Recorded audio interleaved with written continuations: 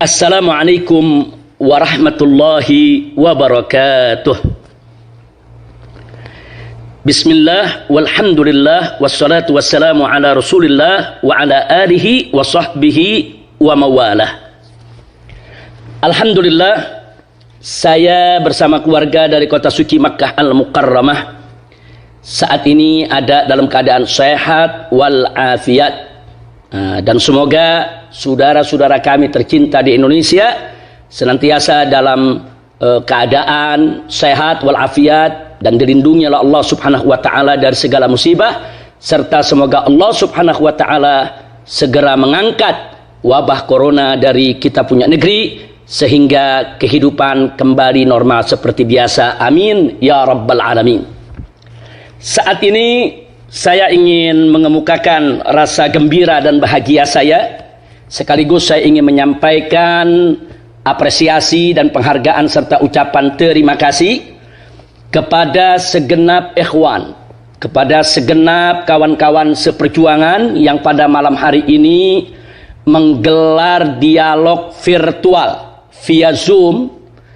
Dan secara khusus saya sampaikan apresiasi, penghargaan dan terima kasih ini kepada semua rekan-rekan dari FPI, GNPF Ulama, PA 212, FUI, AKL, MIUMI, Majelis Az-Zikra, Wahdah Islamiyah, begitu juga semua rekan-rekan dari MPUII, dan tidak ketinggalan juga para sahabat dari HRS Center yang selama ini aktif memberikan dan mengirimkan saya aneka ragam berkas dokumen yang berkaitan dengan perkembangan aneka ragam kebijakan di negara kita tercinta Republik Indonesia.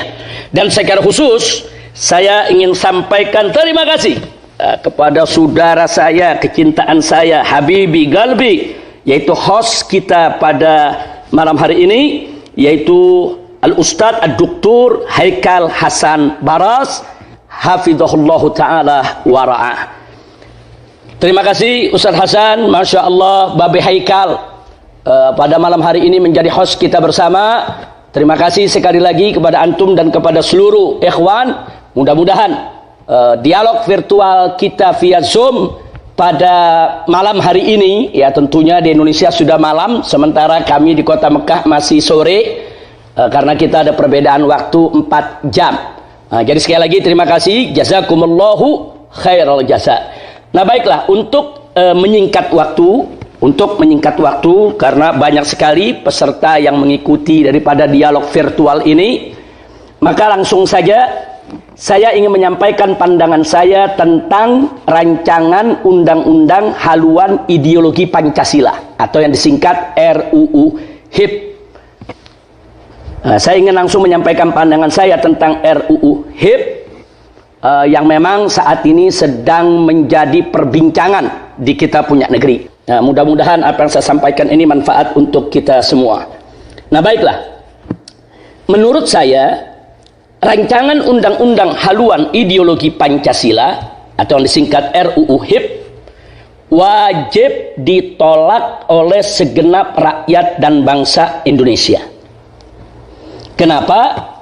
Sekurangnya ada 7 sebab yang ingin saya sampaikan pada kesempatan ini yang menjadi penyebab utama kita wajib menolak RUU HIP tersebut.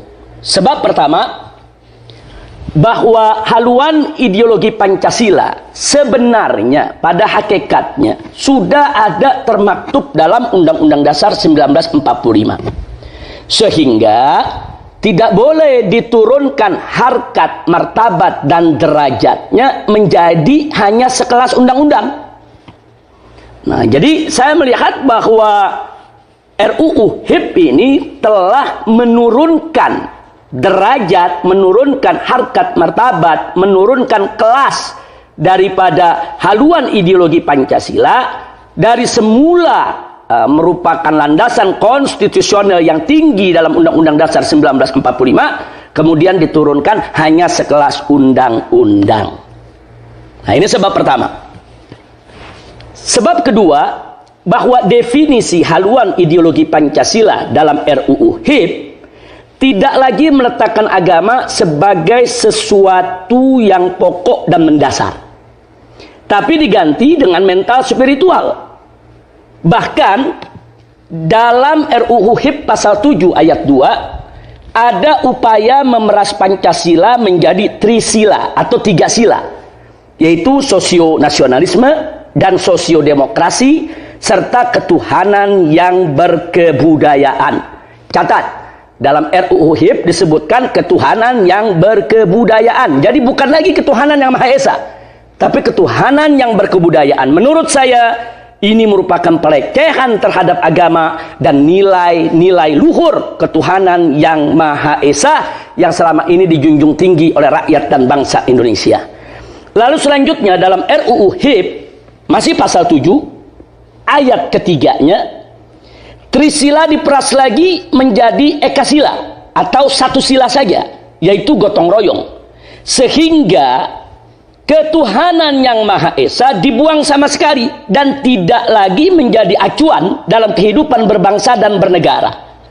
Walaupun di pasal-pasal lain seperti pasal 12 dan pasal 23 masih ada penyebutan agama, masih ada penyebutan Tuhan yang Maha Esa, tapi tidak lagi dalam posisi yang fundamental, hanya merupakan posisi yang formalitas. Nah, menurut saya ini lebih jelas lagi merupakan pelecehan terhadap agama dan nilai luhur ketuhanan yang Maha Esa. Padahal ada dua hal, Babe Haikal, yang tidak boleh kita lupa. Ada dua hal, semua ikhwan yang ikut gabung dalam dialog virtual via Zoom ini, ada dua hal yang tidak boleh kita lupakan. Pertama, bahwa pembukaan Undang-Undang Dasar 1945 pada paragraf ketiga menyatakan kemerdekaan Indonesia dengan menyebut atas berkat rahmat Allah yang Maha Kuasa. Nah, berarti apa? Ini menunjukkan bahwa ruh agama sangat-sangat kental dalam pernyataan kemerdekaan Indonesia yang termaktub dalam landasan konstitusional Republik Indonesia. Hal yang kedua adalah bahwa pembukaan Undang-Undang Dasar 1945 pada paragraf yang keempat menyatakan, maka disusunlah negara Republik Indonesia yang berkedaulatan rakyat dengan berdasar kepada ketuhanan yang Maha Esa. Nah, setelah itu baru disebutkan sila-sila lain dalam Pancasila sebagai dasar negara Republik Indonesia. Ingat, Pancasila adalah dasar negara Republik Indonesia, bukan pilar. Nah, jadi kalau disebut dasar itu betul-betul fundamental, betul-betul merupakan fondasi, pokok, dasar, bukan hanya sekedar pilar. Nah, dua hal ini menunjukkan bahwa sila ketuhanan yang Maha Esa sebagai sila pertama atau sila kepala dari sila-sila yang lain disebut lebih dulu sebagai landasan ideal Republik Indonesia. Dan ini sekaligus menunjukkan bahwa ruh agama yang sangat melekat dengan jati diri bangsa Indonesia. Nah, dengan demikian jelas bahwa RUU HIP dengan demikian jelas bahwa RUU HIP tidak lagi yaitu menjadikan agama maupun ketuhanan yang Maha Esa dalam posisi yang fundamental, dan ini merupakan pelecehan dan ini merupakan salah satu sebab di mana kita harus menolak RUU HIP. Nah, selanjutnya Babe Haikal yang tidak boleh kita lupakan yaitu sebab yang ketiga. Sebab yang ketiga bahwa dalam RUU HIP pasal 5 ayat 1 menyatakan bahwa sendi pokok Pancasila adalah keadilan sosial. Nah, ini ditulis secara letterlek, saya bacakan, tertulis termaktub dalam RUU HIP pasal 5 ayat 1 yang bunyinya sendi pokok Pancasila adalah keadilan sosial. Nah, saya ingin menyampaikan sekaligus ingin mengingatkan diri saya maupun segenap kawan-kawan dan seluruh bangsa Indonesia bahwa redaksi ini sendi pokok Pancasila adalah keadilan sosial ini mirip persis dengan manifesto PKI yang pernah digariskan oleh gembong PKI yaitu DN Aidit pada tahun 1963, di mana DN Aidit menyatakan bahwa urat tunjang Pancasila, urat tunjang Pancasila maksudnya sendi pokok atau intisari Pancasila, menurut PKI adalah keadilan sosial, bukan ketuhanan yang Maha Esa. Nah, jadi di sini ingin saya ingatkan bahwa RUU HIP secara terang-terangan telah mengadopsi redaksinya mirip persis dengan manifesto PKI yang pernah disebarluaskan oleh Gembong PKI dan NID pada tahun 1963. Nah, padahal dalam batang tubuh UUD 1945 pasal 29 ayat 1 dinyatakan bahwa negara berdasar ketuhanan yang Maha Esa. Dan jadi jelas bahwa berdasarkan landasan konstitusional Republik Indonesia, baik melalui pembukaan maupun batang tubuhnya, bahwa dasar negara Indonesia adalah Pancasila sebagai landasan ideal dan intisarinya adalah ketuhanan yang Maha Esa. Sehingga hanya sila pertama saja yang berhak untuk dikatakan sebagai urat tunjang Pancasila atau dikatakan sebagai sendi pokok Pancasila, bukan yang lainnya. Nah, oleh karenanya tafsir dan pengamalan sila-sila yang lain dalam Pancasila tidak boleh keluar dari nilai-nilai luhur sila pertama sebagai sila kepala, yaitu sila ketuhanan yang Maha Esa. Nah, jadi saya ingin katakan di sini bahwa menjadikan sila keadilan sosial sebagai sendi pokok Pancasila adalah upaya untuk mengeliminir sila ketuhanan yang Maha Esa, sekaligus merupakan upaya jahat untuk mengeliminir Pancasila itu sendiri dengan menjauhkannya dari nilai-nilai ketuhanan yang Maha Esa. Nah, oleh karena itu tidak berlebihan kalau saya ingin katakan di sini bahwa RUU HIP telah kemasukan ideologi PKI. Jadi agenda PKI itu sudah masuk dalam RUU HIP. Ini bukan konon katanya, ini bukan isu atau rumor, tapi ini fakta yang bisa kita buktikan secara ilmiah. Nah, ini sebab ketiga. Nah, kemudian kita melanjutkan lagi sebab keempat. Nah, sekarang sebab yang keempat, bahwa RUU HIP tidak memuat TAP MPRS nomor 25 tahun 1966 tentang pembubaran dan pelarangan PKI serta pelarangan penyebaran paham komunisme, Leninisme, dan Marxisme. Padahal TAP MPRS nomor 25 tahun 1966 merupakan konsideran, merupakan pertimbangan penting bagi RUU HIP untuk melindungi Pancasila dari rongrongan PKI dan segala pahamnya. Dan selama ini kita sudah tahu, sudah menjadi rahasia umum bahwa PDIP dan anak keturunan PKI paling getol menyuarakan tuntutan penghapusan TAP MPRS nomor 25 tahun 1966 tersebut. Jadi artinya di sini ada benang merahnya, ada korelasinya.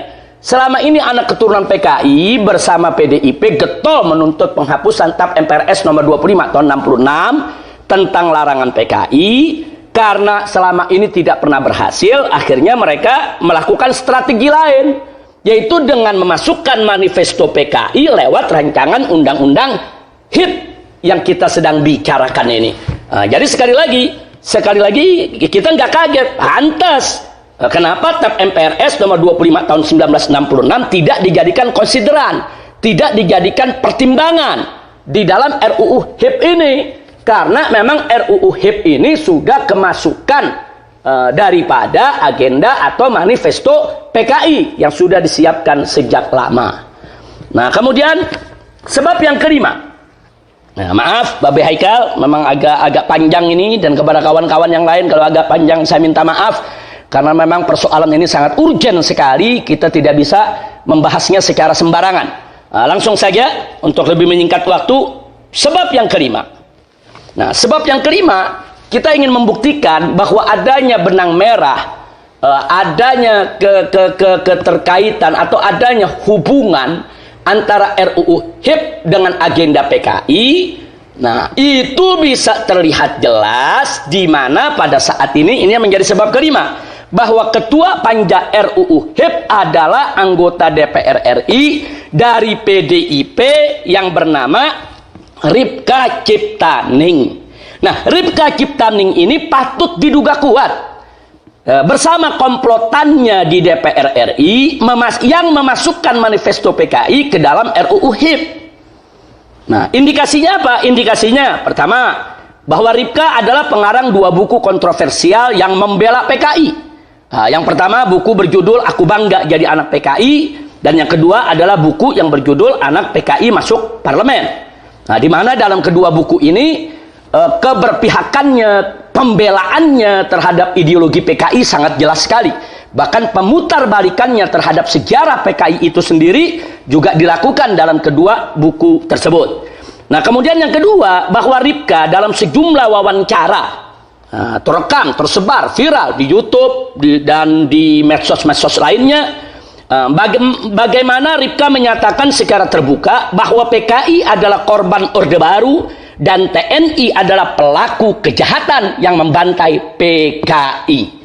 Nah, jadi kita bisa lihat siapa Ripka Ciptaning ini. Jadi jelas bahwa Ripka dan kawan-kawan punya agenda PKI yang disusupkan dalam RUU HIP. Sekali lagi, ini bukan hoax, tapi ini fakta.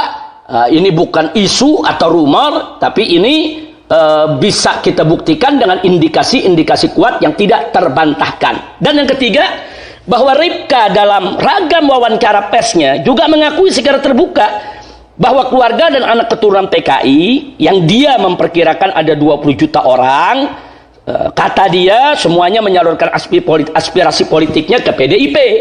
Dan dia juga mengakui bahwa para politisi dari generasi muda anak keturunan PKI rame-rame masuk ke PDIP hingga bisa menjadi anggota dewan, bisa menjadi pejabat dari pusat sampai ke daerah. Jadi dengan demikian, saya bisa katakan memang Ripka dan kawan-kawan sedang jalankan agenda PKI. Ini sebab kelima. Jadi dengan adanya Neo PKI duduk, yaitu sebagai ketua panja RUU HIP, ya kita tidak kaget kalau RUU HIP itu kurang lebih yang menjadi manifesto Neo PKI di zaman sekarang ini. Karenanya wajib kita tolak. Nah, kemudian sebab yang keenam, bahwa banyaknya anggota DPR RI, khususnya dari PDIP, saya garis bawahi, khususnya dari PDIP, yang selama ini selalu membela PKI dan menjadikan PKI sebagai korban Orde Baru, serta sering terlibat dalam acara reuni keluarga PKI dengan istilah temu kangen di berbagai daerah, dengan dalih kunjungan kerja, yaitu kunker DPR RI, seperti yang dilakukan salah satu politisi PDIP, yaitu Diah Pitaloka dan kawan-kawan di Banyuwangi dan daerah lainnya sejak beberapa tahun yang lalu. Nah, ternyata mereka-mereka ini juga semua terlibat dalam panja RUU HIP. Mereka ini semua juga terlibat di dalam penyusunan RUU HIP. Nah, jadi keterkaitan RUU HIP dengan agenda PKI, dengan manifesto PKI tidak terbantahkan lagi. Ini merupakan indikasi kuat bahwa memang Neo PKI sudah dan sedang bergerak untuk bangkit dengan segala macam cara, termasuk bagaimana mereka menghasilkan suatu undang-undang yang bisa menjadi pintu gerbang untuk mereka bangkit kembali. Nah, kemudian sebab yang ketujuh, nah ini yang terakhir, Bapak Heka, sebab yang ketujuh. Sebab yang ketujuh, sikap rezim Jokowi dengan PDIP-nya yang sangat lunak terhadap aktivis Neo PKI di Indonesia dan kebijakan membangun poros Jakarta-Beijing beserta kerjasama yang super luar biasa dengan PKC, Partai Komunis Cina, serta secara sengaja dan sadar memberikan aneka ragam jabatan publik yang vital kepada komplotan Neo PKI. Seperti baru-baru ini Iman Brotoseno diangkat sebagai dirut TVRI yang baru. Nah, orang ini pembela PKI, orang ini berideologi PKI. Nah, padahal kita tahu TVRI itu adalah alat propaganda yang sangat efektif. Apalagi jangkauan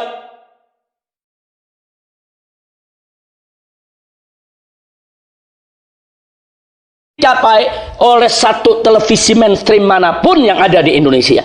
Sehingga dengan adanya yaitu generasi muda Neo PKI menjabat sebagai dirut TVRI, Sehingga gerakan Neo PKI lebih leluasa mengemas dan menjalankan agendanya lewat TVRI. Nah, sikap rezim Jokowi yang seperti ini telah memberi andil besar dalam membuka keran kebangkitan PKI. Nah, termasuk yang dilakukan oleh rezim Jokowi dan PDIP secara bersama-sama memasukkan generasi muda Neo PKI sebagai anggota panja untuk menyusun daripada RUU HIP tersebut. Ini artinya gerakan ini sangat struktural, gerakan ini sangat sistematis, gerakan ini betul-betul gerakan yang sangat berbahaya dan mengancam daripada keutuhan NKRI. Nah, demikian Babe Haikal, itu 7 sebab yang ingin saya sampaikan. Sebetulnya selain 7 poin yang sudah saya sampaikan tadi, di sana masih banyak persoalan dalam RUU HIP yang perlu disoroti secara fokus dan serius. Dan yang perlu diwaspadai bahwa Neo PKI dalam gerakannya selama ini, hati-hati, selalu menjual kebesaran nama Bung Karno untuk mengelabui masyarakat. Hati-hati.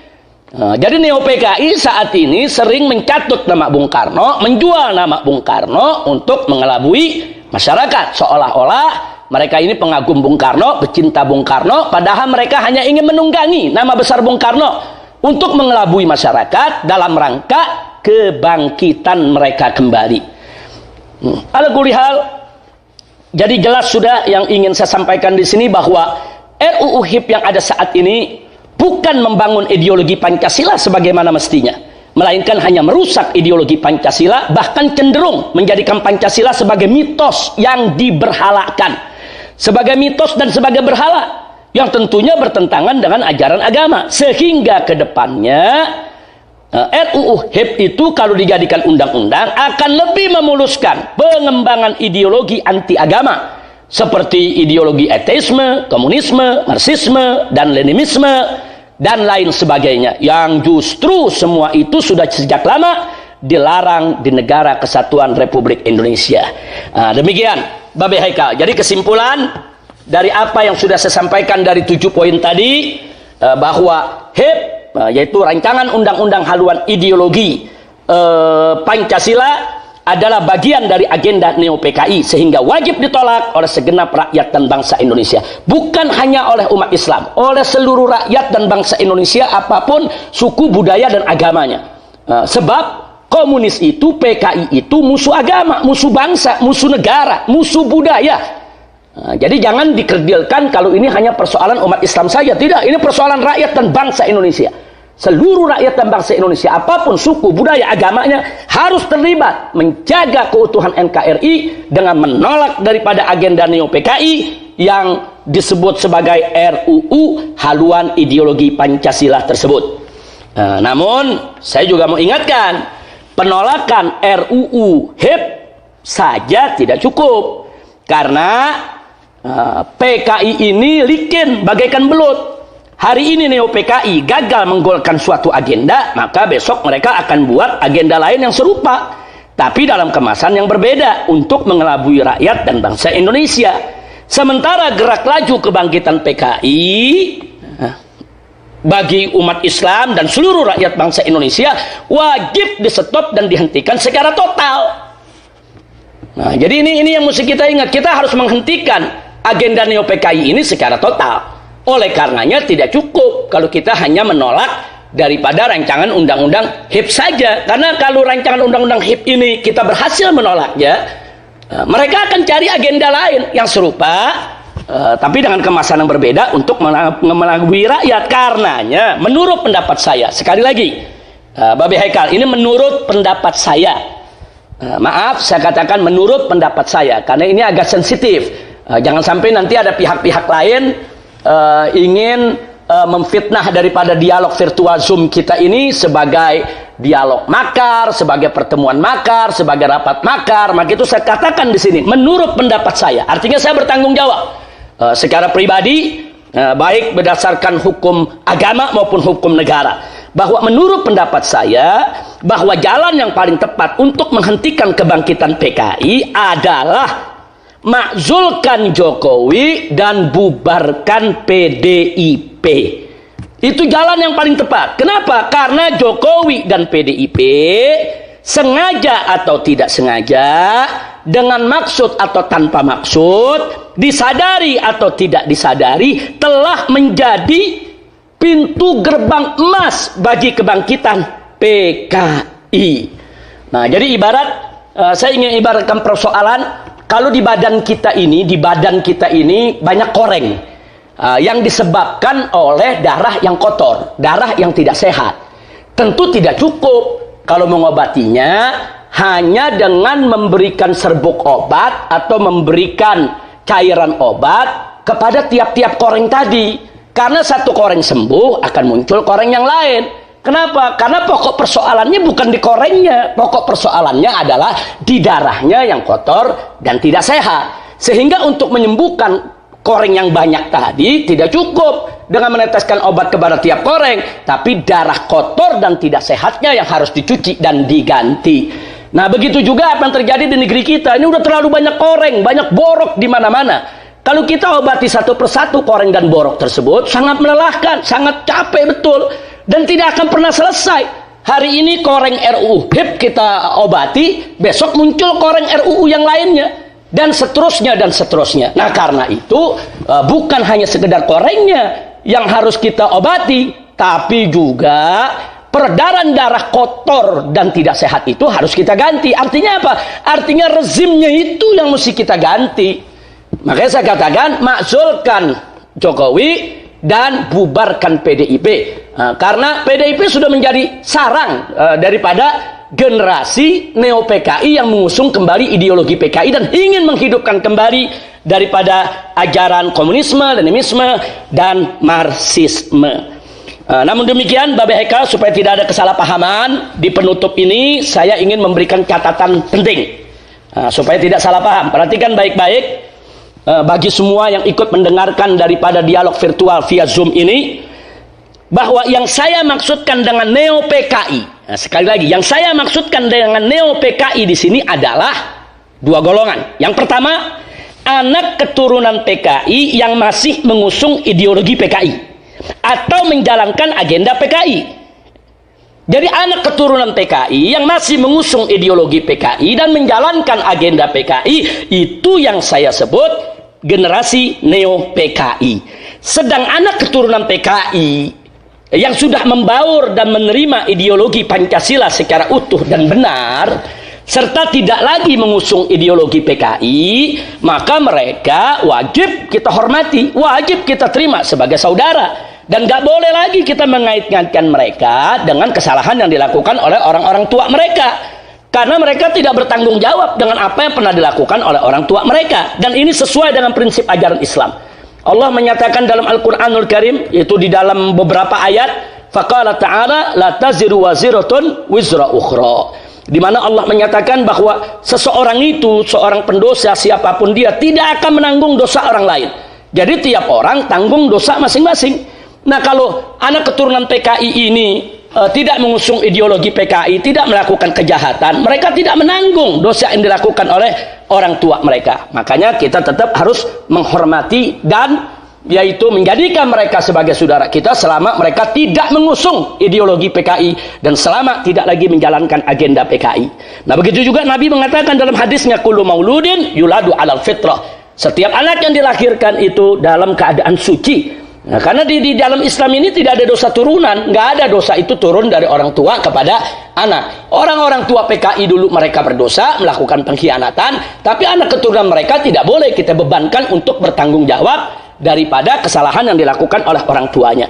Jadi sekali lagi, generasi neo PKI yang saya maksudkan adalah anak keturunan PKI yang mengusung kembali ideologi PKI dan menjalankan agenda PKI. Sedangkan anak-anak keturunan PKI yang sudah sadar, insaf, membaur, bersatu dengan seluruh masyarakat dan menerima Pancasila secara utuh dan benar, mereka tidak masuk dalam konteks neo PKI. Nah, kemudian yang kedua, golongan kedua yang saya maksudkan generasi neo PKI adalah generasi baru yang bukan keturunan PKI. Mereka tidak ada sangkut paut dengan keluarga besar PKI, akan tetapi mereka getol membela PKI, bahkan getol mengusung ideologinya. Dan secara terang-terangan mereka benturkan itu ajaran-ajaran yang mereka yakini dari ajaran-ajaran Marxisme, Leninisme, begitu juga komunisme untuk menghantam daripada ajaran agama. Nah, generasi baru semacam ini pun walaupun bukan anak keturunan PKI, tetap mereka kita sebut sebagai generasi Neo PKI. Nah, demikian Babi Haikal, Masya Allah. Saya minta maaf sekali lagi begitu panjang yang perlu saya sampaikan, tapi apa boleh buat, tidak bisa tidak, ini harus saya sampaikan. Karena keselamatan negara Republik Indonesia begitu penting, harus menjadi yaitu tanggung jawab kita bersama. Nah, demikian yang bisa saya sampaikan dalam kesempatan ini. Dan sekali lagi saya bertanggung jawab penuh secara hukum agama maupun negara atas semua pernyataan tersebut. Bahkan saya setiap saat siap pulang ke Indonesia untuk memberikan pertanggungjawaban demi keselamatan daripada NKRI. Setiap saat saya siap pulang. Yang jadi persoalan sampai hari ini saya masih dicekal, tidak bisa untuk meninggalkan daripada negara Arab Saudi, dan ini merupakan proyek pengasingan yang dilakukan oleh pemerintah Indonesia, oleh rezim Jokowi untuk menjauhkan saya dari masyarakat Indonesia. Jadi kalau mereka ingin meminta pertanggungjawaban saya, kalau mereka betul ingin berhadapan langsung dengan saya, cabut cekal, saya akan hadir di Indonesia setiap saat, insya Allah. Nah, itu saja yang bisa saya sampaikan. Terima kasih Babi Haikal. Sekali lagi saya bertanggung jawab tentang apa yang saya sampaikan pada hari ini.